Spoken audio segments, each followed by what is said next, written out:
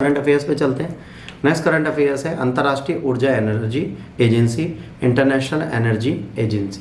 तो international agency जो energy की है वो कौन सी है ना। इसने कई सारे विषयों पर रणनीतिक समझ बनाई है। एक गोलमेज सम्मेलन किया, राउंड टेबल कॉन्फ्रेंस देखिए फिर से होने लगा। हमारी जिंदगी में राउंड टेबल कॉन्फ्रेंस खत्म ही नहीं होते। और तकनीकी मंच का आयोजन किया, ठीक है। एक टेक्नोलॉजिकल फोरम भी स्टार्ट किया, एक राउंड टेबल कॉन्फ्रेंस की।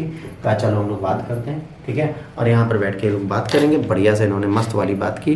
और बाद में क्या हुआ वो बाद में पढ़ेंगे, पहले देखते हैं साला आई कब एजेंसी। तो एजेंसी कब आई, इसको बोलते हैं OECD।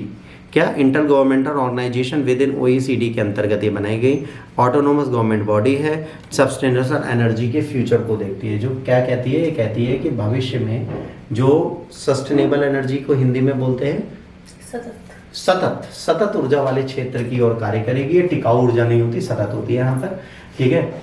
IEA की स्थापना 1973-74 में तेल संकट के बाद 14 की गई।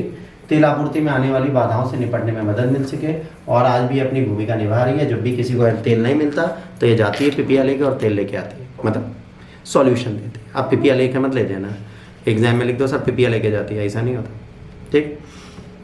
अब इसकी सबसे इंपॉर्टेंट चीज है, ये कार्यक्षेत्र विस्तृत है, ठीक है। वैश्विक प्रमुख ऊर्जा प्रवृत्तियों पर नजर रखती है, उनका विश्लेषण करना, ठोस ऊर्जा नीति को बढ़ावा देना इसका कार्य। प्रमुख क्षेत्र है ऊर्जा सुरक्षा, आर्थिक विकास, पर्यावरण जागरूकता और विश्वव्यापी सहभागिता।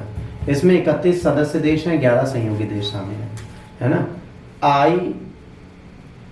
IEA के लिए उम्मीदवार देश को आर्थिक सहयोग और विकास संगठन का सदस्य होना जरूरी है। इसके लिए क्या होना चाहिए, आर्थिक सहयोग और विकास OECD का सदस्य होना जरूरी है।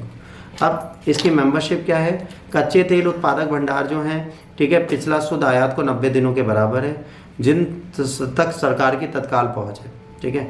इसका उपयोग वैश्विक तेल आपूर्ति के विद्वानों को दूर करने के लिए किया जाता है। अगर कहीं तेल नहीं पहुंचता उसको देखते। तेल खपत 10% कम करने के लिए समन्वय या प्रोग्राम बनाती है। समन्वित आपातकाल प्रतिक्रियाओं के लिए संचालित करने के लिए कानून बनाती है।